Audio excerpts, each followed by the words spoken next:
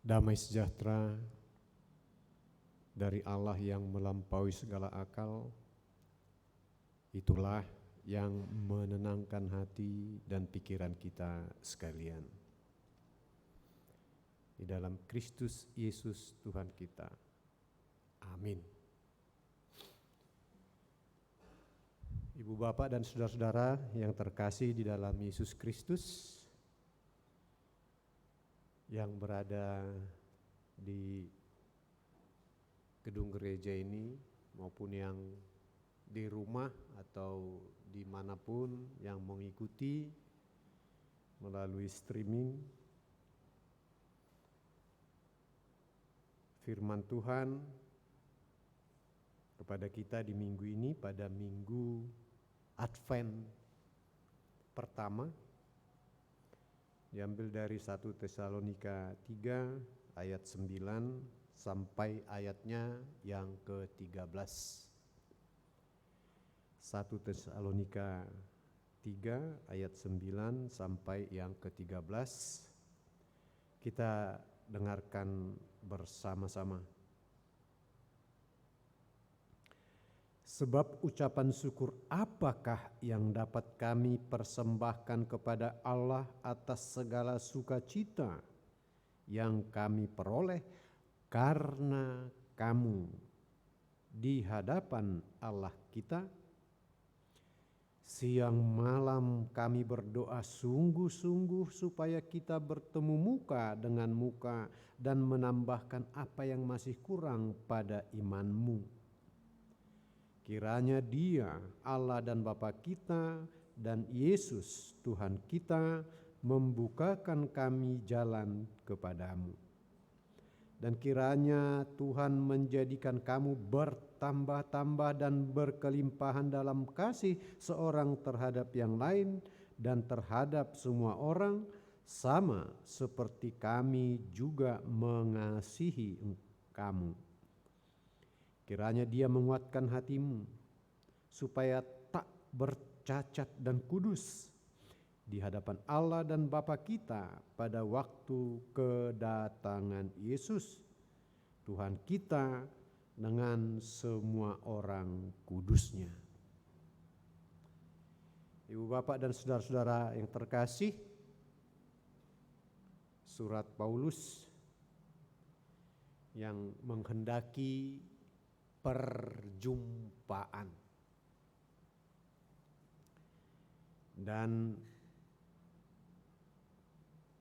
satu ungkapan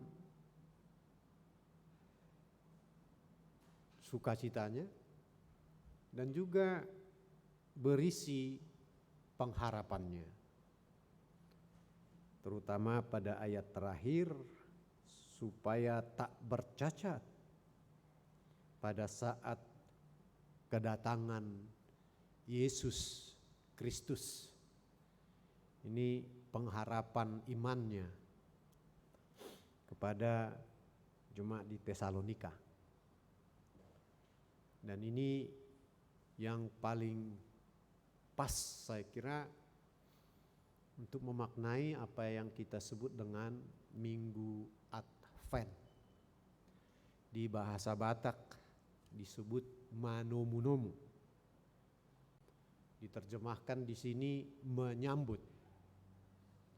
Tapi ada kata yang lebih bernuansa aktif disebut menyongsong.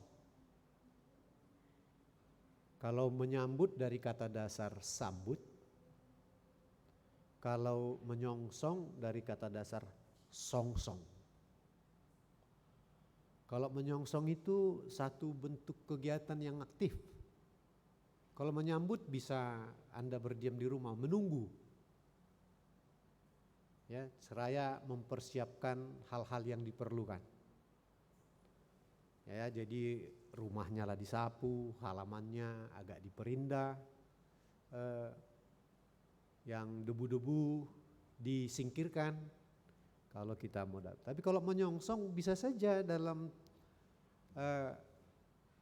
keadaan-keadaan kita sekarang, kita yang berangkat ke lapangan terbang menyongsong siapa yang datang. atau ke stasiun. Ya. Tapi kalau ada tradisi-tradisi protokoler kenegaraan, kadang di lapangan terbang disambut pakai tarian lah para pejabat dan lain sebagainya. Dan pengertian yang bermakna gerejawi dalam arti menyongsong ini, ya kita memang harus melakukan suatu penyesuaian terhadap apa yang kita sambut atau songsong dan terhadap siapa yang akan kita sambut atau songsong itu. Dan karena itu penyambutan atau menyongsong itu akan sangat tergantung pada siapa dan apa yang akan kita songsong. Kalau sebuah pesan atau sebuah surat yang datang, ya tentu kita tidak akan memperlengkapi diri dengan pakaian atau aksesoris yang lain. Tetapi kalau seseorang pribadi atau rombongan, ya kita akan mempersiapkan segala sesuatunya. Kaum ibu biasanya akan pergi ke salon, ya. Kaum bapak akan pilih jasnya yang cocok atau batik yang cocok, dan lain sebagainya.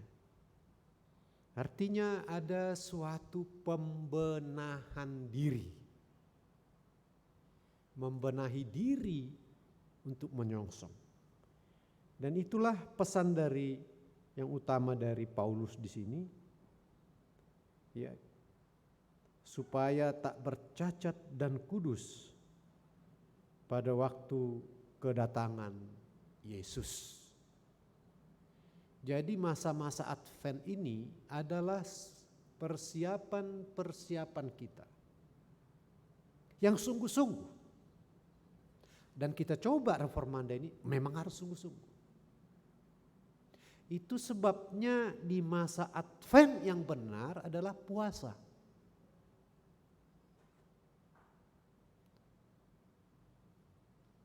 Puasa diri, menahan diri, berhemat. Kalau orang puasa itu dia akan cenderung melihat ke dalam dirinya secara total. Kalau pemuasan kan kita keluar, barang mana cah itu, baju mana cah itu, kan keluar toh. Kalau berpuasa kan kita akan melihat ke dalam diri sendiri. Aduh. Jadi Advent itu adalah upaya kita untuk menyongsong sesuatu yang luar biasa, dan karena itu kita mempersiapkan diri ke arah sana. Kalau yang biasa-biasa saja, tentu kita tidak terlampau perlu melakukan persiapan atau pembenahan. Tetapi ini dalam pemaknaan kita kedatangan Yesus, kalau kita tidak siap-siap, jangan-jangan kita yang pingsan. Jangan-jangan kita yang tidak akan menerima makna apa-apa. Jadi makanya di masa Advent ini coba Jemaat Bandung Reformanda ini yang terkenal dengan kesederhanaan tetapi memiliki spirit yang luar biasa untuk diakonianya, koinonianya, marturia, mencoba melakukan itu. Mulai dari tampilan kita. Tampilan apa sesungguhnya yang dikehendaki orang yang datang itu? Yesus itu. Tampilan yang bagaimana yang dia kehendaki? Tampilan yang bagaimana yang membuat dia begitu kita bertemu dia langsung berteriak, wah saudaraku, wah kawanku, wah kekasihku. Sambutan itu akan melahirkan respon, tanggapan. Jadi persiapan kita menyongsong ini akan menentukan suasana di saat pada momentum perjumpaan itu. Ya kalau saya sudah mau datang ke satu tempat lalu sepi, hei yang datang juga berjumpa, hei datang ya. Mulai kita naruh doamu, bertanya lagi. Ya. Apalah respon kita? Ya kita yang datang ini. Tapi kalau ada persiapan-persiapannya udah kita dikasih tahu, Neng Roma bah akan datang, orang tua kita kah, apa kita kah, dan dalam konteks ini yang dikehendaki Paulus untuk tidak bercacat, untuk tidak bercacat dan kudus, itu yang akan membuat Yesus yang datang itu akan luar biasa. Luar biasa gembiranya, luar biasa senang, kesenangan hatinya. Apakah bentuk dari penyambutan atau menyongsong itu berkenan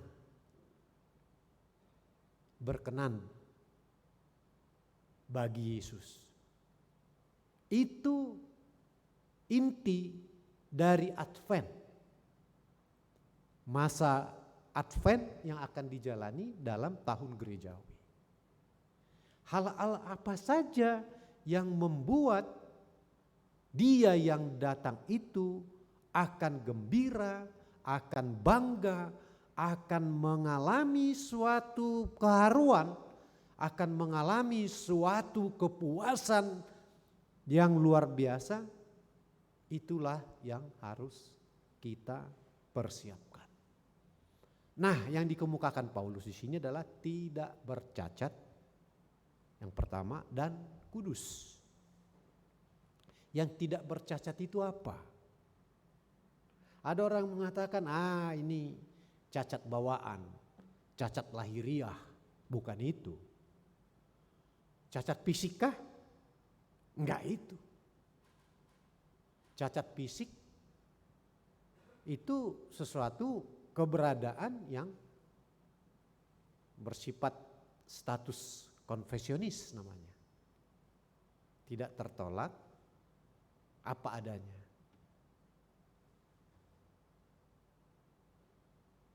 Tidak bercacat. Yang paling diutamakan di sini adalah soal moral. Soal etika kita hidup. Seringkali sekarang orang sudah mengabaikan itu. Banyak orang menekankan, sejauh memenuhi hukum, aturan, formalitas. Dunia sekarang sedang dikepung pemikiran-pemikiran itu. Sehingga bisa tampak tidak bercacat secara hukum. Tapi sesungguhnya sangat luar biasa kerusakan moral yang diakibatkannya. Apa sih perbedaannya cacat hukum dengan cacat moral? Banyak orang yang tidak mengerti itu. Tetapi saya lihat reformanda ini enggak terlampau memusingkan itu, karena ya rata-rata nilai moralitasnya kalau reformanda didengar orang di kampung di Tapaduli sana pun sekarang ini, oh reformanda ya, berarti moralitasnya itu tinggi, mendatangkan decak rasa. Saya mengalami itu. Ini pengalaman saya nyata. Kalau saya pergi ke Tarutung, pergi ke arah Sidikalang, pergi ke Samosir, ayah muda pedita saut, HP, oh iya saya, wah reformanda ya. Apa artinya itu? Kan berarti ada sesuatu yang menyala dalam dirinya mendengar kata reformanda. Dalam kesimpulan saya, ada sesuatu nilai yang tanpa kita pernah sampaikan, yang tanpa pernah kita khotbahkan, yang tidak pernah kita jumpai, tetapi terkomunikasikan kepada orang lain, disambut. Nah, itu suatu gerak dari moral dan etika. Ahli-ahli mengatakan pikiran itu punya kaki. Makanya buku-buku pikiran-pikiran Aristoteles kah, Sokrates kah, Plato kah, mau pikiran Karbat, pikiran Martin Luther, Calvin, Zwingli, tokoh-tokoh reformasi, itu bisa tiba di kita. Kenapa? Karena pikiran itu punya kaki. Lalu etika dan moral, saya bilang bukan hanya punya kaki, dia punya spirit, roh, sehingga bisa terbang cepat, menembus segala ruang dan waktu. Kalau hukum itu bisa ditelikung, kalau moral nggak bisa, cacat. Nah, misal waktu kecil kawan-kawanku bermain di rumah. Tak, mereka pulang, ada 6 orang.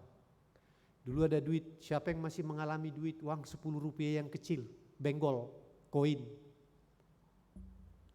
Amang si Jabat masih pernah itu pegang itu, 10 rupiah yang kecil itu. Dari benggol, kalau generasi Amang si Pahutar si tua enggak lagi kali. Benggol kecil 10 rupiah itu. Tak, mereka pulang. Saya nyapu rumah. Dapat uang 20 rupiah. Udah mahal itu waktu itu. Naik angkot aja kita berapa rupiah paling itu?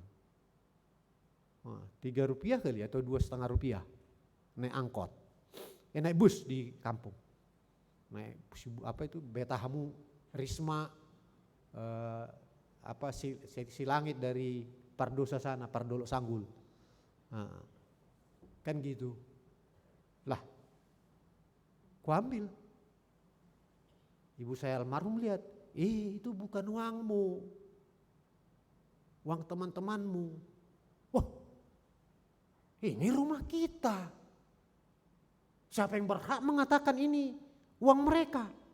Mereka udah pulang. Secara hukum, polisi mana bisa menindak saya menguasai uang 20 rupiah itu?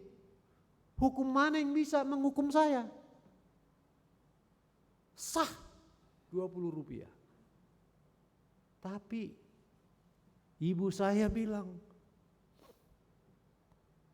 kau benar secara hukum, tapi tidak benar secara moral. Gak akan ada yang bisa menangkap, memenjarakan kau, mengadili kau. Menguasai 20 rupiah yang bukan milikmu itu. Karena kau temui di rumahmu. Kau tidak mencuri ke rumah orang lain.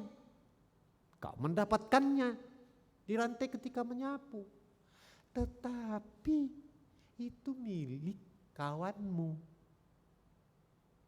Pulangkan itu. Oh, saya udah punya pikiran. Memang sudah tinggi sekali. Keinginan saya memiliki itu. Cari alasan.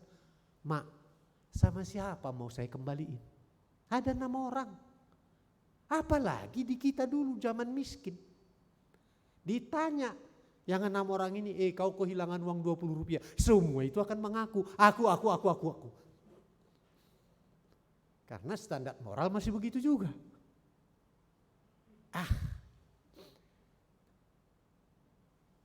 Kau mau pulangkan apa enggak? Itu aja dulu prinsip ini. Enggak.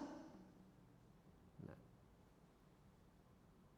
ibu saya itu punya kayak celengan dari biskuit yang besar itu, kaleng biskuit yang bulat. Apa namanya itu? Mande. Dan itu uang banyak, uang 5 rupiah. Kau mau? Ini 5. Kau kembalikan itu. Yang 20. 5 rupiah kan 25 rupiah. Ya siapa yang gak mau?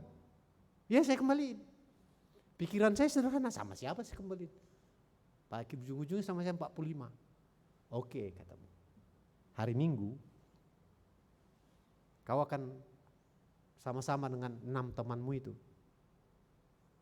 Lalu kau lihat wajah yang tak lagi berrona apapun, yang pucat, yang suntuk. Kau perhatikanlah dia, temanmu itu. Jangan kau kumpul yang 6 itu lo kau tanya, kau siapa yang kalian kehilangan uang 20? Jangan. Manat parroha hoda. Oh ya. Ya memang hari Minggu saya pergi, saya lihatlah teman saya satu. Wah, kayak dirundung ketimpa beban berapa ton. Mengangkat mukanya pun kelihatan udah sulit. Nah, ini nih pesan dari ibunda ini. Saya dekatin. Ada apa kau? Itulah, matilah aku. Hai, hilang uang aku. Berapa? 20. Wih, banyak kali itu. Kan? Kapan hilangnya? Yang hari Kamis. Jalan-jalan pulang dari rumah kau itu. Udah kena kan? Itu jalan bijak orang bermoral itu. Kalau jalan bijak orang hukum enggak ada lagi soal. Secara hukum udah selesai. Bercacat atau tidak moral kita. Tapi memang dasar saya orang agak moralnya pada waktu itu masih standar minimal saja kali.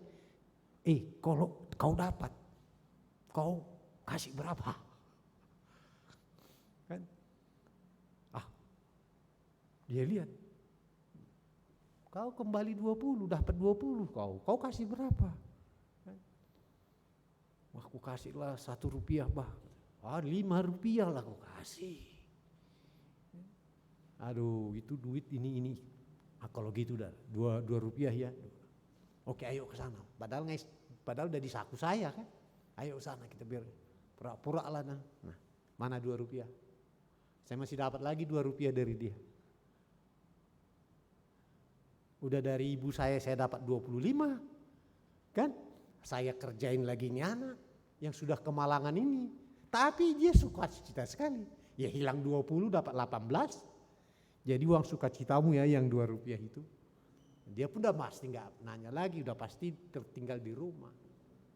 Membedakan mana yang memenuhi hukum, mana yang memenuhi moral. Sekarang ini kita berada di situ seringkali. Pemenuhan hukum, aturan peraturan, moralnya di mana?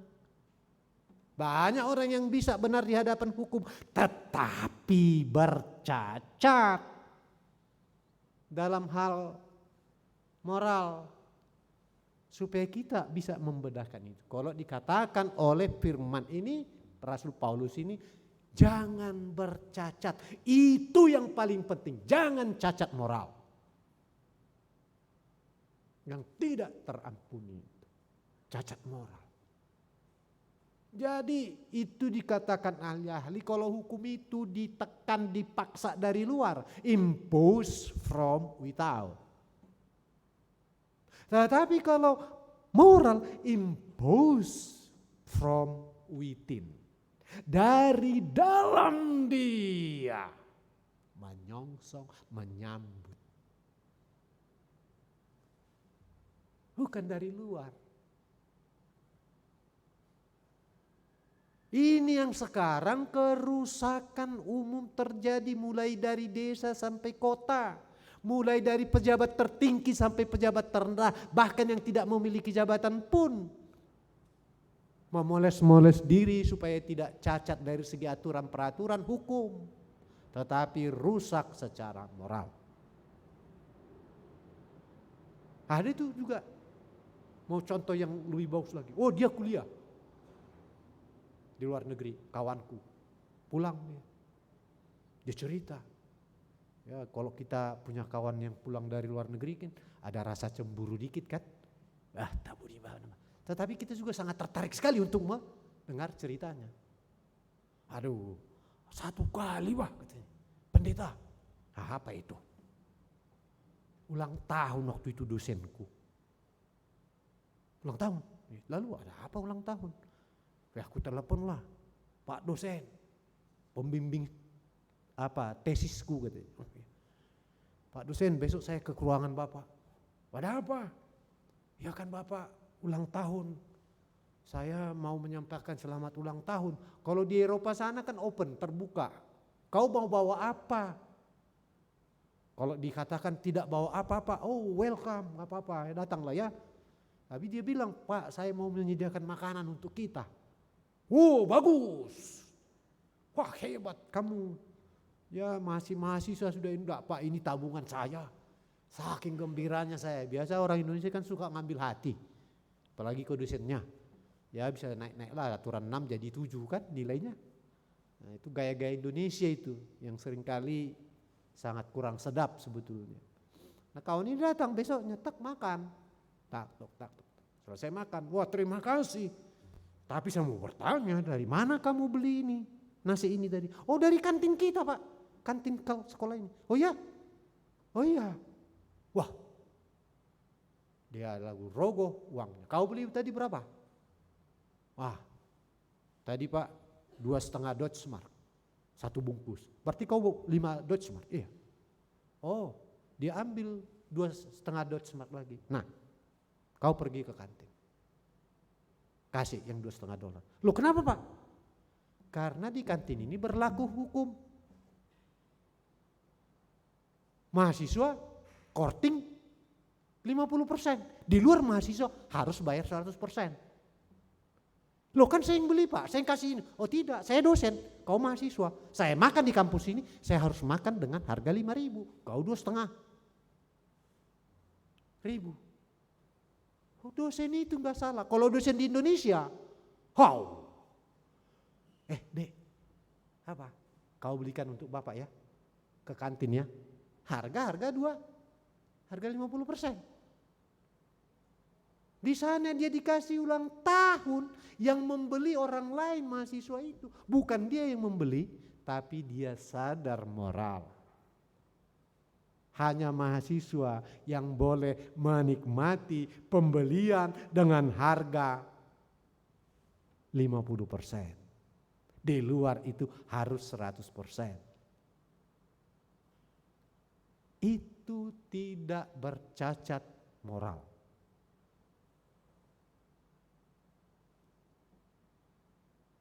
Di situ dosen-dosen saya mengkuliahkan ini. Kuliah umum di UI ketika saya di KPP, di Undip, di Tadulako, di Unsrat. Moral kita sudah bagaimana? Lalu yang kedua dikatakan kudus dan kudus. Dikatakan di Nats ini. Kadosi. Sangat suka itu di perjanjian lama. Kadosi Yahweh. Kadosi Israel. Artinya apa? Banyak kali pernah saya dengan seorang doktor. Ketika saya sudah mengajar di STT, dia bikin di Facebook. Kudus, suci. Pak doktor, kamu pendeta sama saya. Kamu dokter, saya master. Salah itu, suci itu bukan kudus. Wah, sama itu. Di Facebook bertengkar. Kenapa? Iya, nggak ada lagi yang kudus. Nggak ada lagi yang suci. Kecuali Yesus Kristusku. Semua sudah menerima dosa warisan. Alkitab yang mengatakan itu. Lalu kamu katakan ada yang suci. Disucikan Yesus dengan darahnya, ya. Tapi jangan coba-coba di dunia ini mengatakan ada yang suci. Hanya Yesus Kristus Tuhan kita yang suci. Lalu apa kudus? Ya, kita harus kudus. Pencapaian kita bukan pada suci, tapi disucikan kita. Diurapi, disucikan. Tapi kudus itu upaya kita.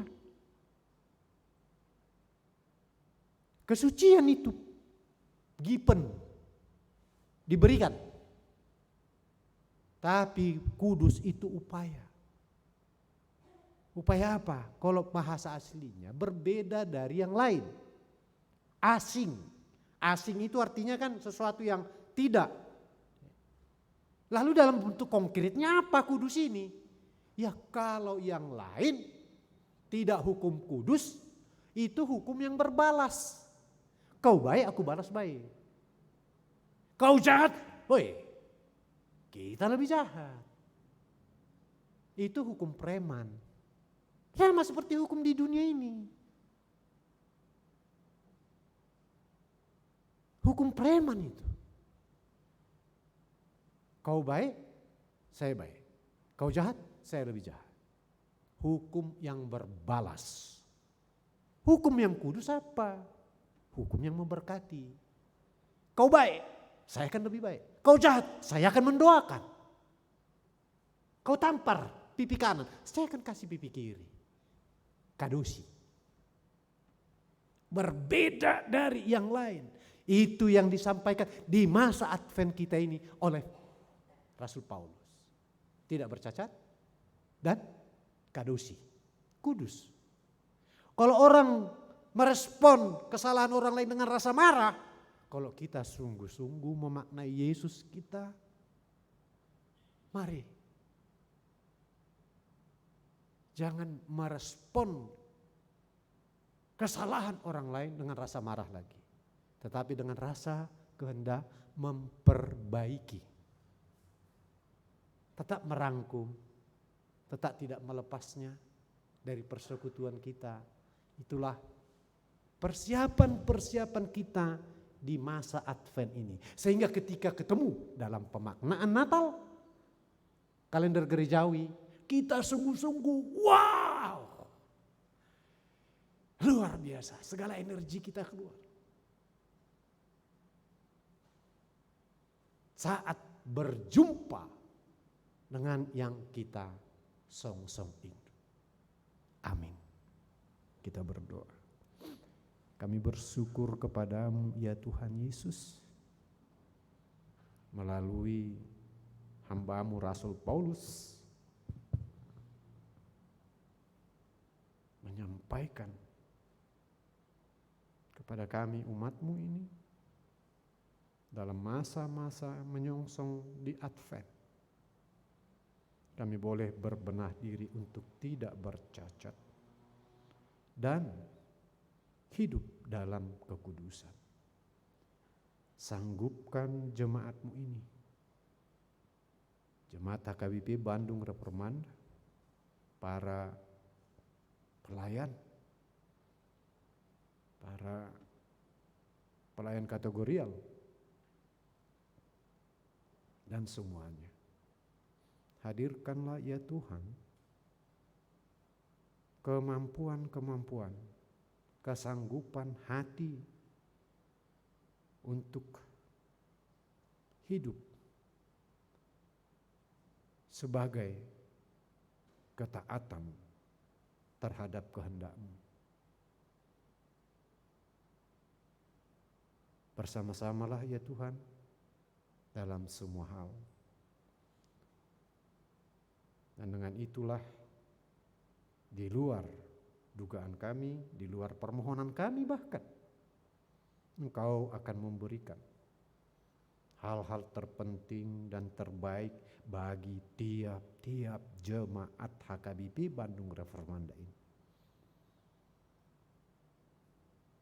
Sertai semuanya. Kau mendengar ungkapan-ungkapan doa, harapan-harapan bagi yang sakit, bagi yang berulang tahun, bagi yang belum menikah, bagi yang belum kerja. Di luar dugaan kami, bahkan melampaui doa kami, Tuhan akan memberikan itu pada waktu yang paling tepat. Biarlah masa-masa Advent ini ya Tuhan, kami nikmati dalam kekudusan, dalam upaya kami untuk juga sungguh-sungguh terpuji dalam moral. Terima kasih ya Tuhan Yesus. Amin.